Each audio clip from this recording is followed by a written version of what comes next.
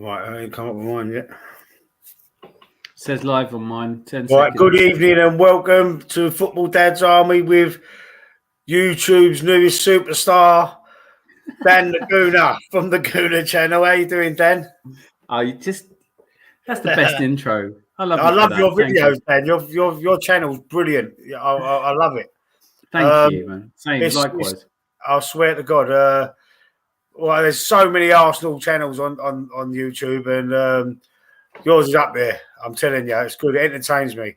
And the one you done with Man City, and you got all them salty Man City fans commenting. It's brilliant. Do you know what? If I'd been trying to wind up Man City fans, I couldn't have done as good a job. Like all you have to do, apparently, to this fan base that has popped up out of nowhere, like Chelsea's fan base, all you have to do is go, you might not win the Premier League this season, and they will lose their shit. Yeah. You know? Like, well, oh well. Do you know what? Like, buy something else. You know, maybe buy the NBA or something. No, I didn't. And you know what really bothers me is I didn't even talk about the fact that the money. None of that. I didn't FFP it. Nothing. I just said they're losing a lot of players this summer. They don't seem to be active in the transfer market. How many players was it? About 6 players they've lost? They're going to be losing? Well, I don't know because it's really hard. I watch a lot of the Man City pages to try and get an idea. There's a couple of good ones. And they're saying, well, Mahrez is gone now. Cancelo, no one wants. He got booed by City fans when he played with Bayern. And I can understand why. I'm not making a case for Cancelo. So Gundogan, Cancelo and Mahrez definitely. Bernardo Silva may not go because there's not really a big enough offer for him. But then, to be honest with you, if you look at his stats over the last 2 years, I think he started to slip a little anyway. And if he doesn't really want to be there, he's not going to be absolutely his best. And then Laporte, who, to be fair, if they bring in Guardiola, they're not going to need him anyway. But Man City don't have a problem at centre-backs. What I was saying in the video was if you lose Bernardo Silva, you loan Cole Palmer out to Brighton, or I think that's where they were talking about loaning him out, and Bernardo Silva is gone as well. You don't have a right winger. If Mahrez, Silva, and Palmer are your only right wingers, and you lose them all, you've got to go and buy one. But then today, predictably enough, they've gone in for Rafinha. So I'm not. Listen, Rafinha, the player that snubbed Arsenal for Barcelona, and it's not really. His numbers aren't terrible.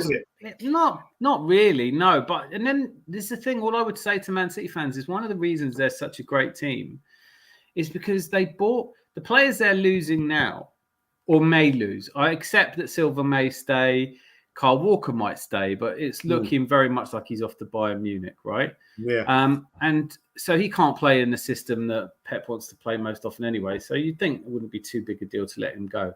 But these are players that have played 150. Laporte's played the fewest games, about 120. Most of them have played around 190, 200 games for City. So that's a lot of understanding how Pep likes to play and everything. And we're just going to snap your fingers, go and get Rafinha, bring him over and go, play like Mahrez or play like Silva. I don't see it. I think most teams, one of the great things about City is that they've only ever done transfer windows where they buy a couple of players that add on.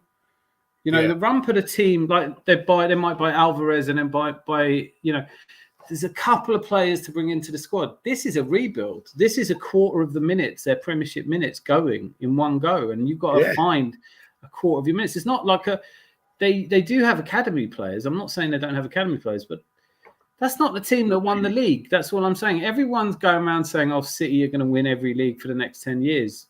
Lots of teams fall away a little bit after. I mean, no one's ever done 4 in a row. There is a reason for that. Of course, because I'll tell you for why. Because the players that win the league, they're generally the same core as there, but the core at City, and they're either moving on or they're getting too old or whatever else. So when Man City won it 3 times, Man United won it 3 times running, they still had that main core of players, didn't they? Roy Keane and Beckham and Scholes and players like that. Andy Cole, Dwight York, Solskjaer, whoever else they had. It's important that you bring up Man United as well because there's a massive difference between Man United and Man City. Yeah. Now, you could make it's a really good debate about whether Pep Guardiola or Alex Ferguson are the best manager of all time. Yeah. Going for Pep, he's the only man who's ever won the treble twice, right? He's been successful at 3 clubs. Alex Ferguson was successful at 2. You could on the other case say Alex Ferguson did it for 27 years. Mm-hmm. You know, he built a club that hadn't won anything major in 2 decades and turned it into the world's biggest club. Pep's not going to do that at City, right? Whatever you think, maybe Pep is going to sign an extension for 2 more years. Yeah. What kind of a message would we as Arsenal fans have if the manager signed a 2-year extension, said that he had things to prove at City, wins the treble, then doesn't talk about extending his contract? What do we really think Pep's going to be there in 5 years' time? Is he going to stay and do what Fergie did at Man United? No, he isn't. So someone's got to replace Pep. And if you're saying he's the best manager in the world and that's why they've done it, that's why they've been so successful, then how successful are they going to be when he's not there anymore? Well, let's just get another manager, but it's not always the manager that makes the club successful, is it? I think in Pep's case, I'm gonna say in Pep's case, yeah, it is, because but them players, if all them players he's got there was playing for Aston Villa, Leicester, or someone like that. I don't think they win the treble. I don't think they win the treble. No, I think you've got to give Pep some credit. Yeah, First of all, let's begin with that idea that if all those players were at Villa, there's a reason they're not.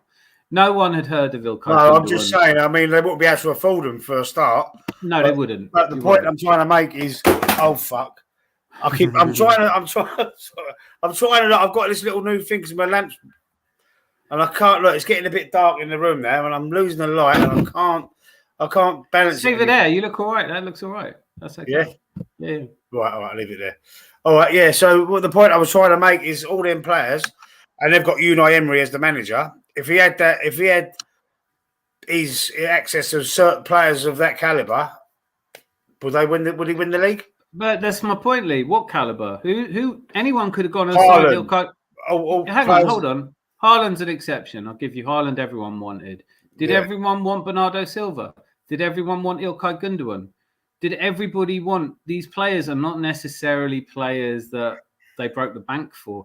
One thing I'll give City fans a lot of credit for is when they come out and go, hang on, everyone always talks about they spent 50-something million on Haaland. Now, I know that's not quite the full story because they're paying him £1 million a week in wages. Accept that. There is money behind City, clearly. Yeah. However, they're not out there doing the kind of business that no one else could do. Man United have spent more money than, just because Man United spend their money on players like Anthony and Man City spend their money on players like Haaland, I don't want to be overcritical, but I'm a big fan of Pep Guardiola's, particularly the time he spent at Barcelona. There's a great book called Barca by Steve Cooper. He talks a lot about the transformation of Barcelona from Cruyff all the way through to Pep. Pep is a tactical genius, but Pep had 4 years at Barca, and at the end of it, no one was sorry to see him go. He's a tough man to work with. Yeah. He doesn't. There are all kinds of criticisms you can level about him. He treats them like children. And I think there is a reason that Gundogan wanted to go. Like, do you know what I mean? Like, look at the Arsenal players, like Tony Adams. Can you imagine him winning a treble and going, right, that's me done, see you later? Where's the loyalty from these players? What Tony Adams, I remember what he said. He said, put any contracts in front of me and I'll sign it. Yeah. And look at the comparison now with us. Like Bukayo Saka could have gone to Man City. He chose to stay. Martin Odegaard could have gone to Man City. He chose to stay. Mm-hmm. Martinelli, famously, when they said, are you going to sign the contract? He said, get me a pen. Like, that's the kind of atmosphere that we've got at Arsenal at the moment. We've got Declan Rice, who could have gone anywhere in the world, and he says, I like it here. Jurrien Timber, who, look, I think we're all getting a little bit hyped up about Jurrien Timber at the moment, and let's hope that he is everything everyone says he is.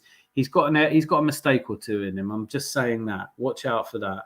He's not the Messiah. Do you know what I mean? I'm not convinced that Ben White's done enough to lose his place. I don't think he gets in front of Ben White. I think Ben White was brilliant last season. Yeah. I think it was a bit, for me, he was a bit like at centre back. I'd say if they've brought Jurrien Timber in and said, oh, you're definitely starting, that's not how I'd do it. No. I would drop Thomas Partey. It looks like he's staying now, so it looks like you got your wish.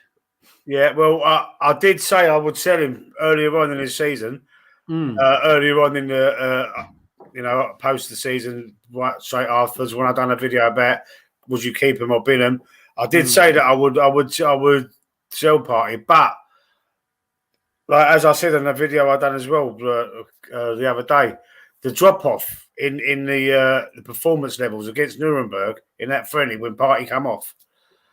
You saw what we was missing, and I thought it's not going to be a bad thing to keep him, even if it's just for one more season, just so he helps Declan Rice bed in properly. Yeah, no, it's hard not to agree with that.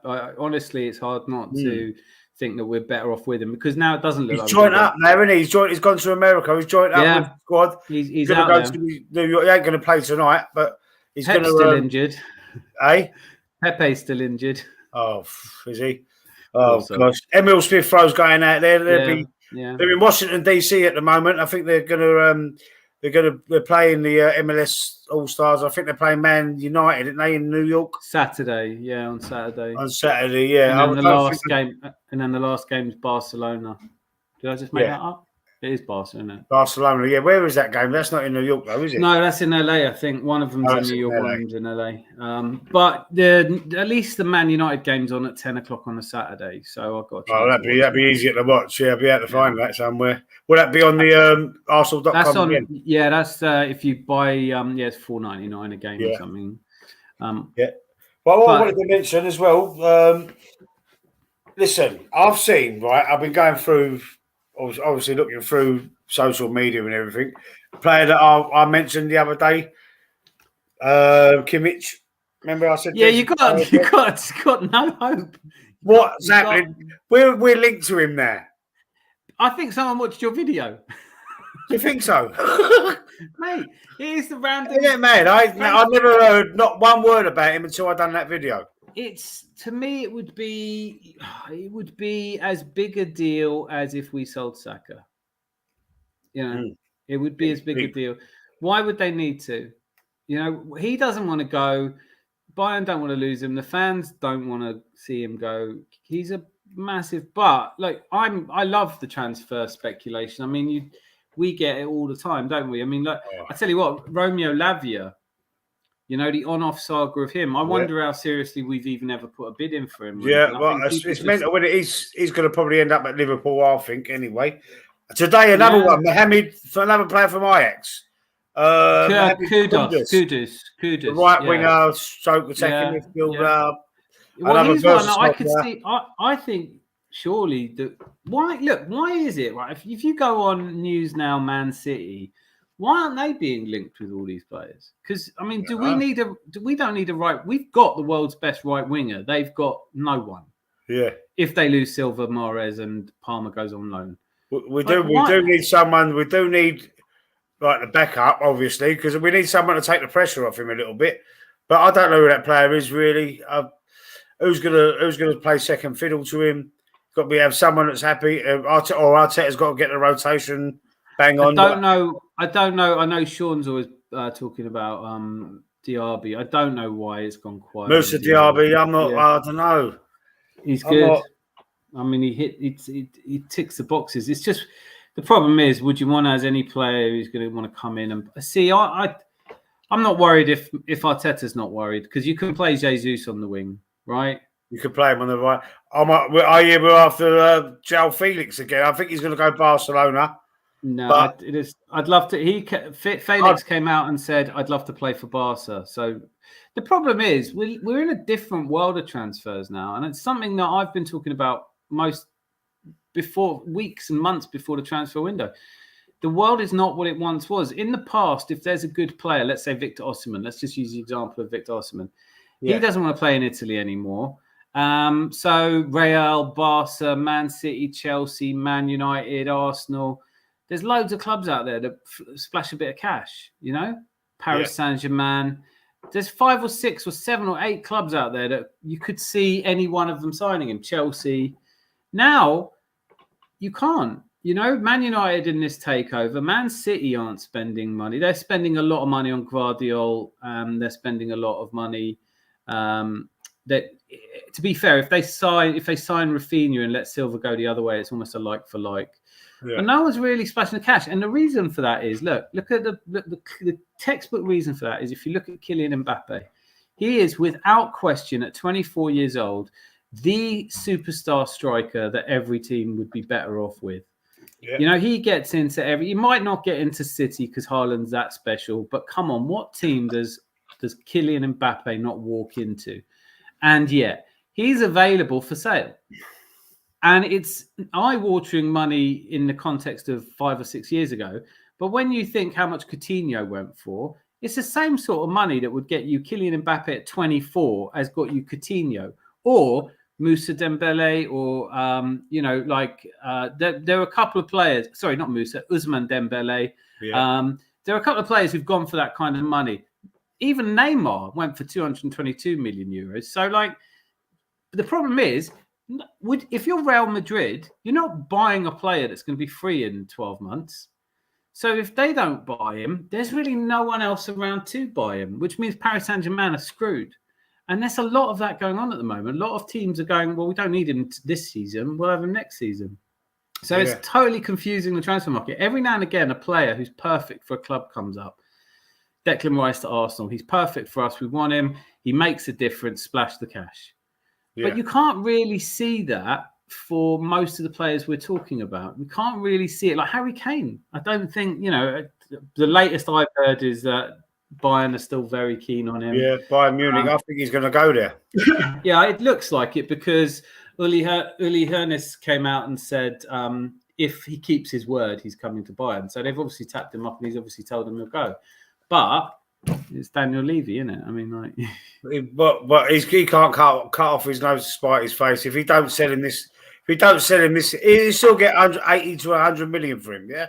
Yeah, you've seen Man. Well, you've seen. He's got a year left. You look how were they better off when they sold Gareth Bale? Of course they was. Well, they bought about 5 or 6 players, and shit. Money. The only one of those that was even half decent was Christian Eriksen. Yeah.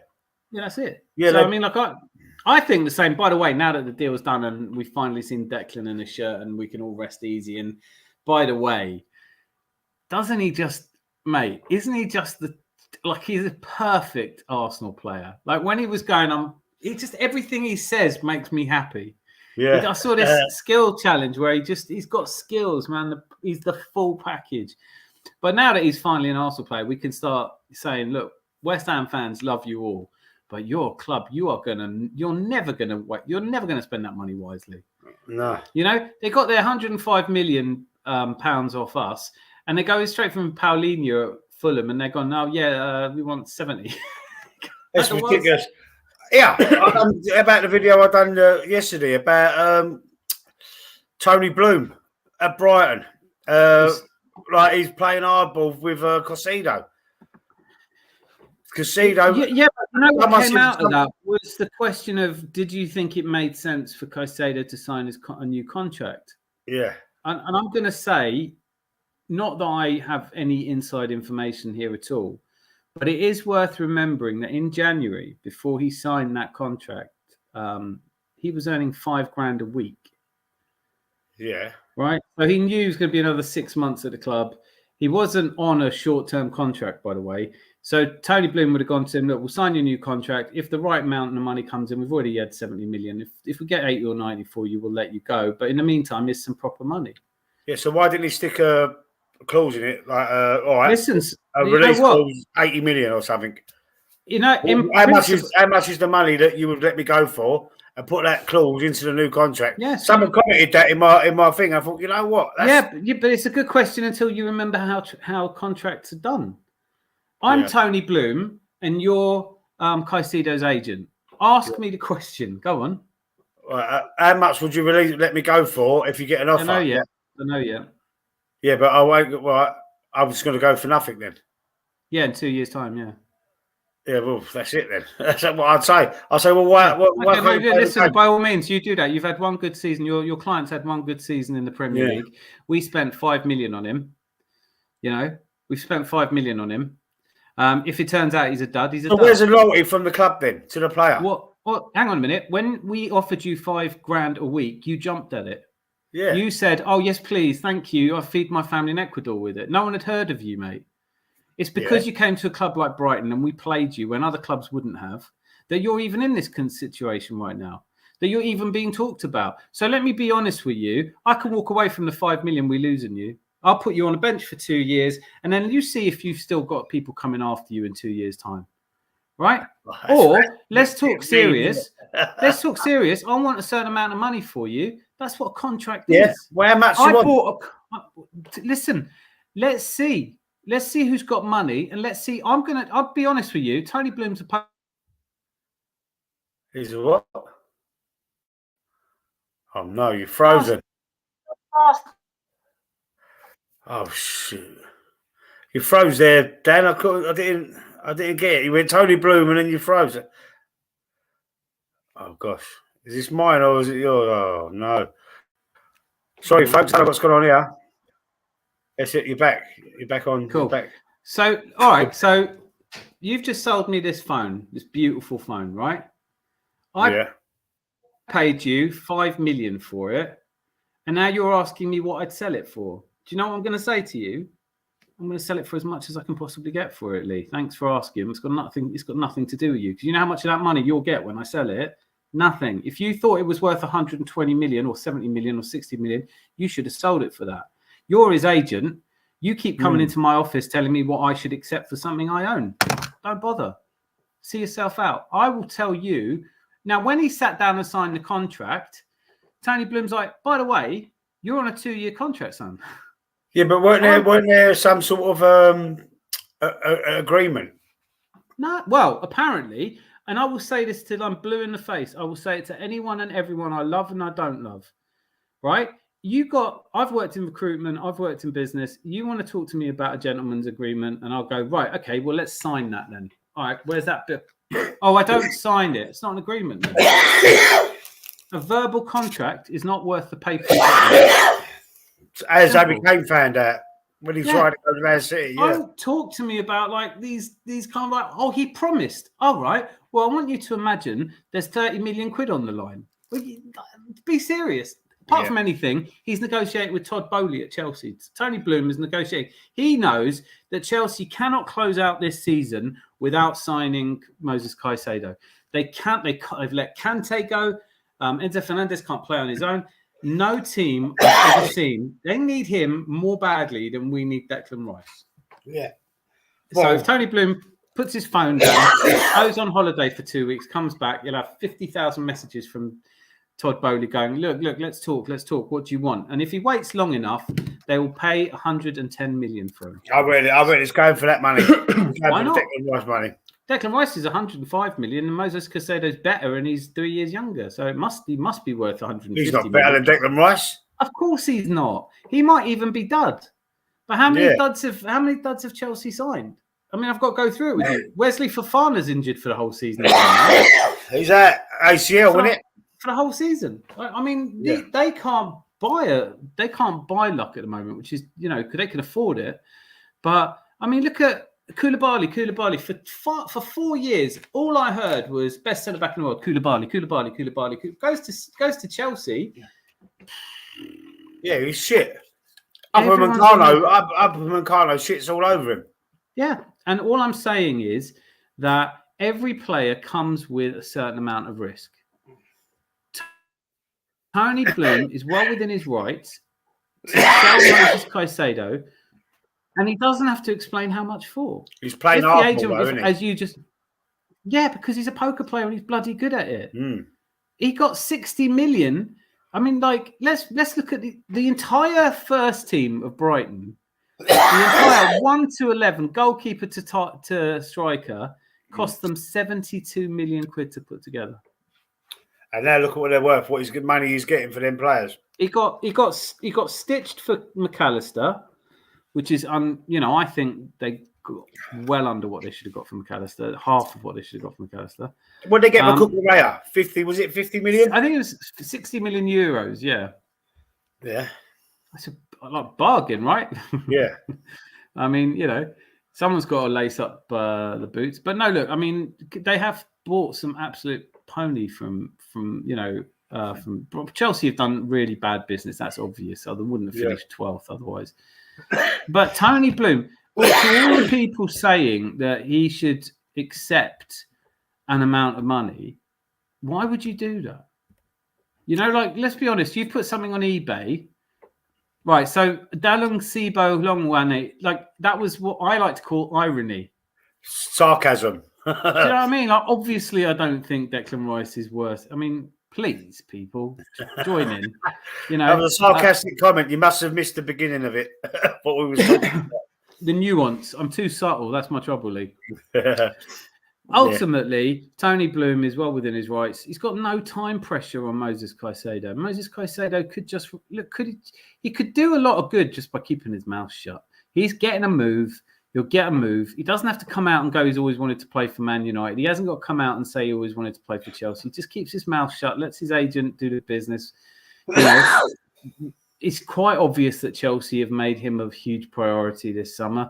The same reason we paid so much money for Declan Rice, because if you went through the best defensive midfielders in the world right now, Jude Bellingham, Rodri, Declan Rice, none of them are cheap, are they? Moses, I mean, like Casemiro, he's probably still there. I know he's only 40 years old. I know, and we apparently won't accept less than like 40 million, and I still think that's a bargain. Maybe Chelsea should throw us 5 million for Thomas Partey. No. I don't know if we'd sell him to Chelsea, but I heard the other day there was apparently an agreement with a Saudi club. They didn't name the club, but personal terms. Agreed. Yeah, but then when I tried with the Arsenal squad, so it wasn't anyone. Charles Watts, and there's a couple of people who tried to find out where that came from or what the source was. And right now, I mean, you hit the nail on the head when you were talking about Kimmich, because you were like, let's just start a rumor, and it'll come true. You know, like, because this on a level, I could do that now with right wingers. So you could go. The rumours of right wingers to Man City is obvious. They can't start the season without right wingers, can they? I mean, like none. Like, is there any way is there a formation that works where they let the diamond? They just don't have any Yes, but that's a whole new formation. And you know, let's be honest, they're losing Mahrez and Silva. They're not losing crap ones. They're losing some of the best in the world. Yeah. So it's a big transformation. So now all you've got to do is type in right winger. We could probably do this live. Right winger, transfer, and then any name that pops up, just link him to Man City. And at some point over the next few, I mean, there you go, Kulusevski, Ousmane Dembele is a left winger. I'll give it Nicola Pepe. There you go, Pepe to City. Apparently, there are some teams who are throwing some money at Pepe. Like, you know, they're prepared to give us like maybe even 20 million for him. I heard. Maybe not. Why not City? Maybe Pep's such a genius, he can get Pepe to play. I mean, you know. Well, yeah, but I don't know what to say about that. I think Pepe's definitely going, isn't he? I mean, we've already got cover for Saka in Pepe, but you know, who knows what's going to happen there. I think, you know, we've had a buzzing transfer window, right? I'm okay if we don't sign anyone else. I will say, though, note of caution, Yuri and Timber, I don't think he's going to hit the ground running. And I agree with you. I don't think he should necessarily take Ben White's spot off him. No, definitely not. But I listen, if the only way we need another central midfielder is if we lose Thomas Partey as well. If Thomas Partey leaves. If we don't go anywhere, we don't need another central midfielder. No, but I mean, listen, if he does go, I wouldn't be too upset to see Ben White play in defensive midfield alongside Declan Rice with double pivot any day. I mean, the big news that everybody's, everyone's talking about is, buzzwords, but we're going to play with, Odegaard and Havertz as a double 8 ahead of Declan Rice to hold him. Okay, that may or may not be true. I am going to inject a note of caution, though. Like, can we just give Kai Havertz a bit of a chance? Because I don't think he's a messiah. I don't think he's coming into the team, and I don't think he's the missing piece in the jigsaw puzzle. I think he'll play well, but we were joking about it before. Like that skills challenge he did. I think there is a bit of a a weight on his shoulders at the moment. I don't know what everyone's expecting from him, but we've seen him play for 3 years and not been blown away by him. Give him 6 months to settle in and bed in, you know. Oh, we've got Emil Smith Rowe that can play in that 8 position. We've got other players. But I do see Ben White could play in the middle. You reckon? Yeah, he done a decent job inverting, because when he did do the invert on the right side. Yeah, I think look at his contribution. Has been quite a midfield contribution. And Timber as well. He bought Timber because he can invert from the right. So he bought Timber because the one thing that I tell you what has really impressed me is if you do a deep dive into following Balogun's stats. Yeah. That's a real worry. He wants to leave, doesn't he? He wants first team. Listen, I get that he wants to leave, but just like any other player, he is an Arsenal player. He has a contract with us. Yeah. Right? So you go, I get you want to leave, but you're not leaving. So you'll leave at the end of the season. That's great. But for this season, you're playing up front for us when we tell you to. And if he gets a few games, I'm really keen. I think the thing about following Balogun is if you look at his stats, he's really good at some stuff that hardly anyone's good at. He's really good with his back to goal, but he's great at running on space. He's great at taking shots and arriving just at the right time to meet crosses. He's got skills. It's a coin flip at the moment. In 5 years' time, he could be worth 100 million, or he could be like a Benteke, or, you know, who knows? It's always a risk with players. Lukaku. I mean, that's a one-off, isn't it? Like, he's a one-off. I mean, there are no other Lukaku. Lukaku, for me, that's got to be about his mind space. That's got to be how his head's set up, isn't it? Because he's got the skills. He's a great footballer. Oh, mate, he was brilliant. He was brilliant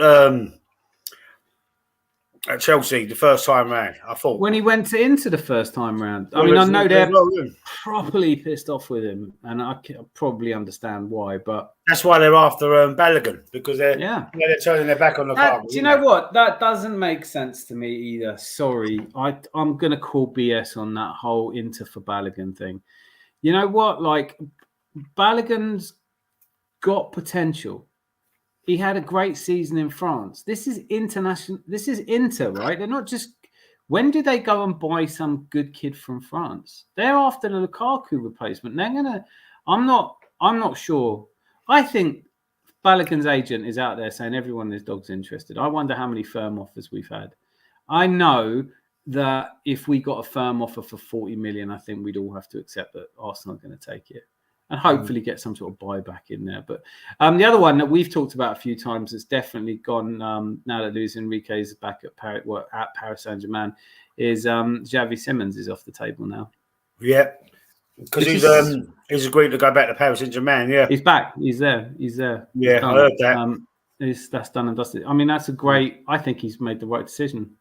And that's how you end up with us being linked with Gabri Vega and any young player that's good. I do think... I've never heard of him, that Gabri. We spoke about that last week. Yeah, I watched him in the European Under-21. Yeah, it was shit. Well, we just didn't... I mean, to be fair, that England team was so well organised. It was. He didn't put up no trees, though, did he? No. And like you would have. That's what I mean. Like that's what the problem I had with. What else was I wanted to talk about? Oh, well, there's a couple of players I wanted to talk to you about quickly.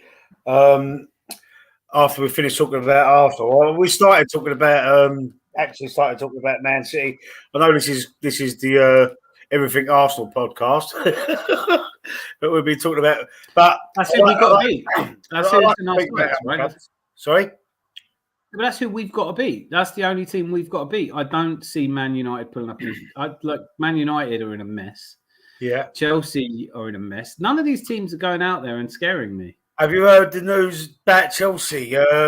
Because obviously Fofana is out for the season. Looking at Harry Maguire. Yeah. Why not? Yeah, why not? That one really made me laugh. I mean, that one made me chuckle a little bit. You know, like this is what happens though. Like, I mean, honestly, Harry Maguire at Leicester, I don't remember being sure that he was going to flop when he went to Man United. I thought that, you know, they obviously made him captain. It's only recently that, you know, I reckon he's still got listen, I wouldn't want him at Arsenal. I would want him at Chelsea all day long. Oh, I tell you what's making me laugh at the moment. Tottenham, they just lost to West Ham today.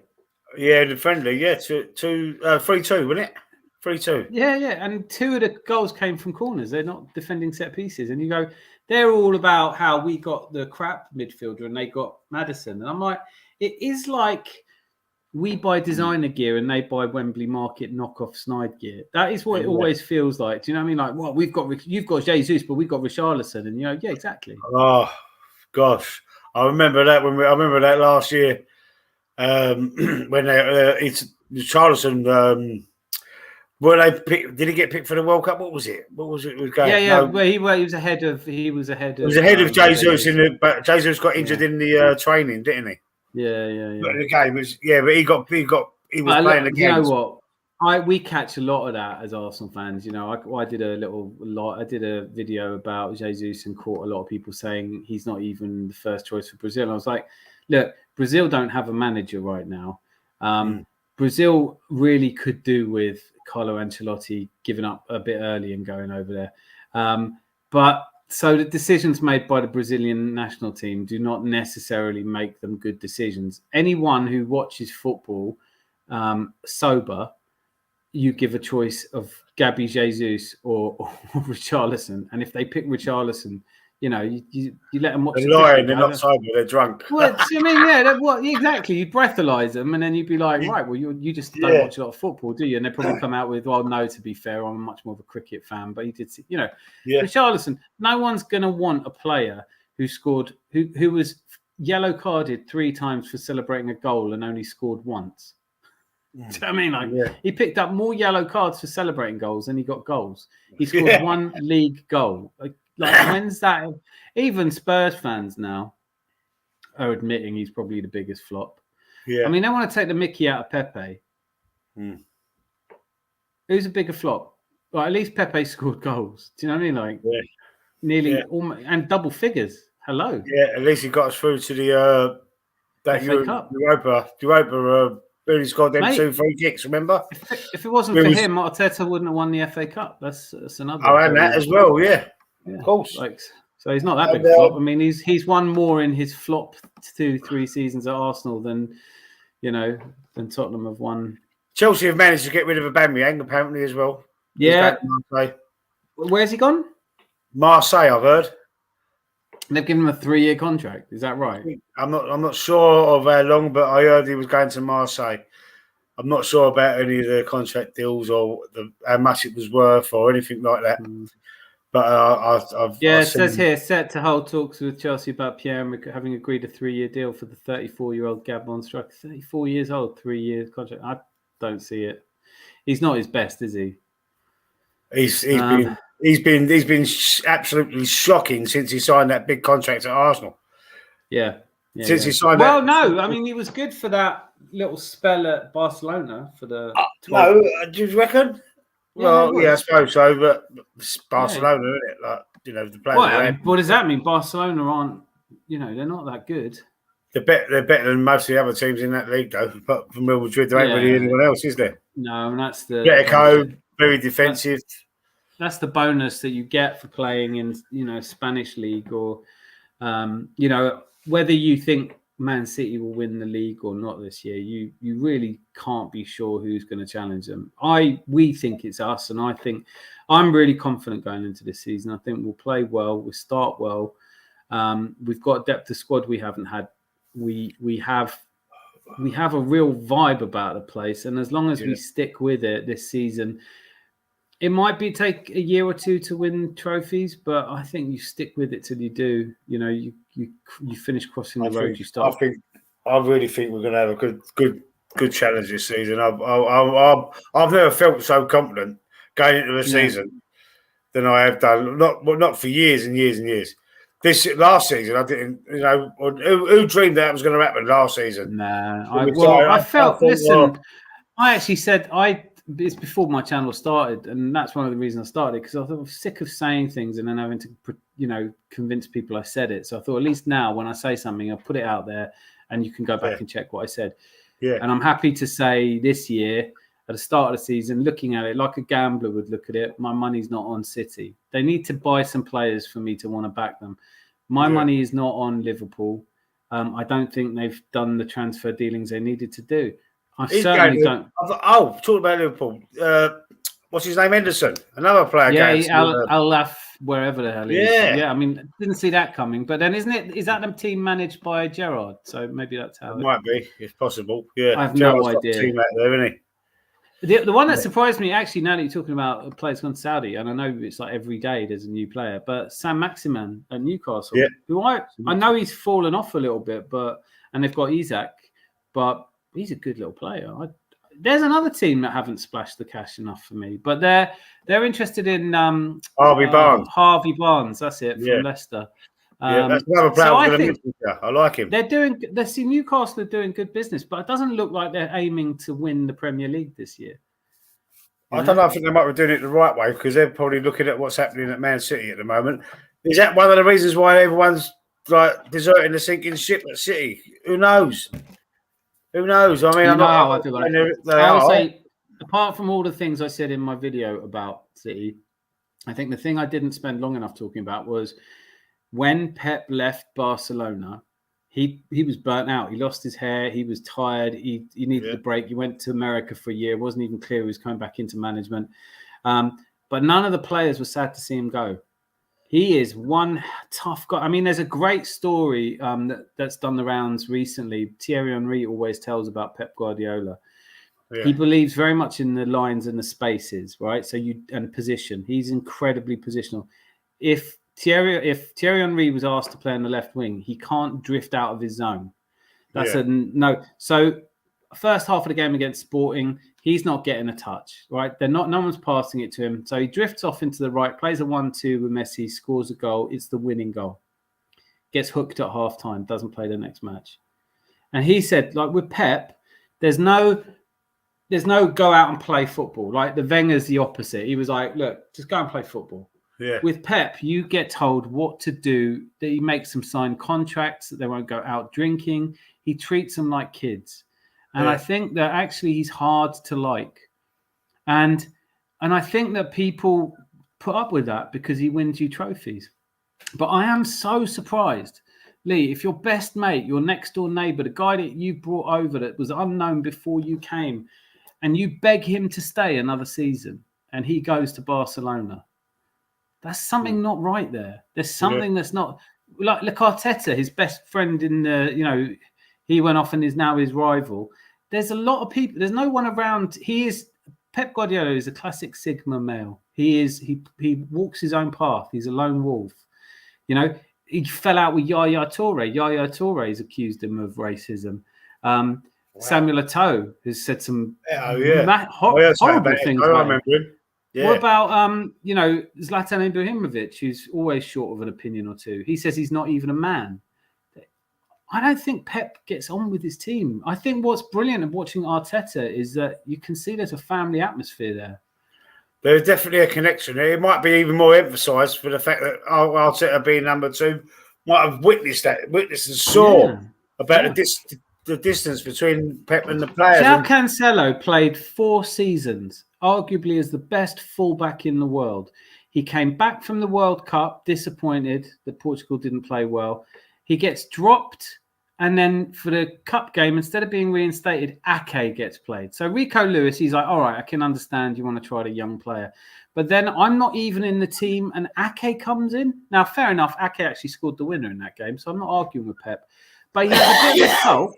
Be honest, if you're Cancelo, you're entitled to a bit of a moan and a whinge and a sulk, aren't you? Yeah. That was enough. That whinge, that turning up to the team meeting with AirPods in, and a bit of a whinge and saying that he wanted to be first choice, which is what you expect from a player. And the next thing, he's off to Barcelona. He's off to Bayern Munich. Pep Guardiola, who are the Pep players at City now? Because he doesn't see eye to eye with Kevin De Bruyne. He's not, Haaland's a new kid in town. Are we putting everything on Rodri and Diaz? Are we saying that they're his best friends? No, man. Like I don't feel like there's that warmth around him. And then you get to people accuse him of all kinds. It is a bit of a it's not a landmine I want to step on by saying that, confirming or denying whether there's elements of racism in Pep Guardiola. I think that would be a ridiculous idea to hold. In the modern era, no one is. No one I would credit with any intelligence believes that one race of people is better than another. No one. That's just not an intelligent idea in the 21st century. But how many people go around accusing Arsene Wenger of that? How many people did Arsene Wenger fall out with in 20 years? How many people did Alex Ferguson fall out with? Those players were loyal to him. Yeah, but you know what? Players are loyal to Fergie. Apart from Keane and they respected Fergie. That's the difference. They had respect for him, didn't they? Roy Keane is Alex Ferguson's most outspoken critic. Yeah. You know why he's upset with Alex Ferguson? Because Alex Ferguson kicked him out of the club. Yeah. You name how many players did Alex Ferguson try and keep and left anyway? No, none of them. I think none of them left anyway. The year after Man United did the treble, not one of those players left. No, we said that earlier, didn't we? Not one of them left, and they won the title the next year as well, didn't they? 2 more years. They won the 3 in a row. Yeah, 3 in a row. Yeah, that's true. That's very true. So why is it happening at City? God knows. I know the players that Fergie did kick out, like Stam and Varane and Beckham in the end, and did he Cantona? Did he get rid of Cantona in the end? Nistelrooy. No, Cantona never got rid of Cantona. Left, he retired. But he got rid of Roy Keane, and Roy Keane said some unforgivable things in the Man United TV. Oh gosh. That was something to do with his autobiography, wasn't it? No, it was before that. He did an interview. He gave that whole interview about Prawn Sandwich Brigade, which you can't say. You can't say shit like that. And then Roy Keane, he just said whatever he wanted, and he said our players aren't trying hard enough. Yeah.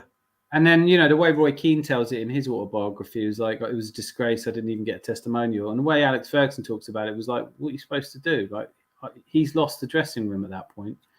I can't put him in a team. You can't look players in the eye and say he said that about them. Who does he think he is anyway?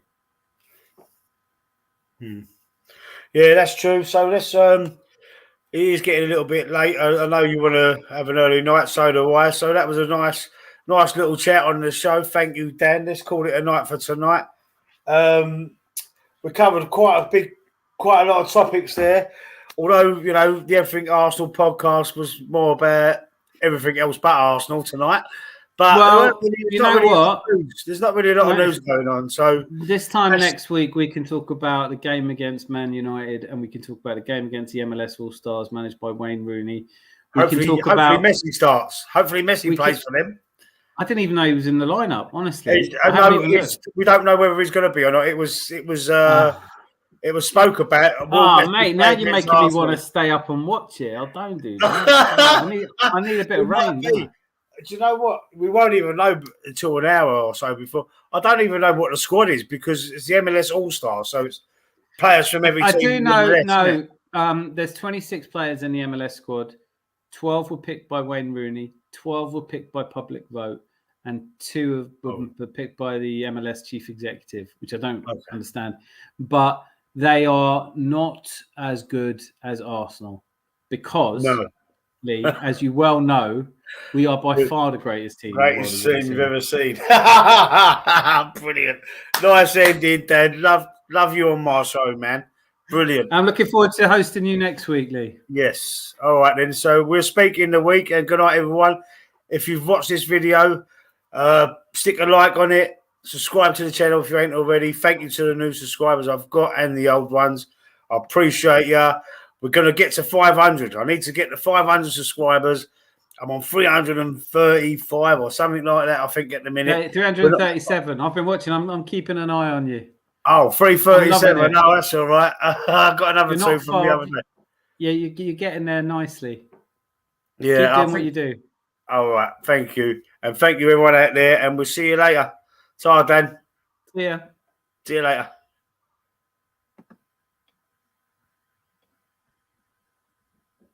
Hold it.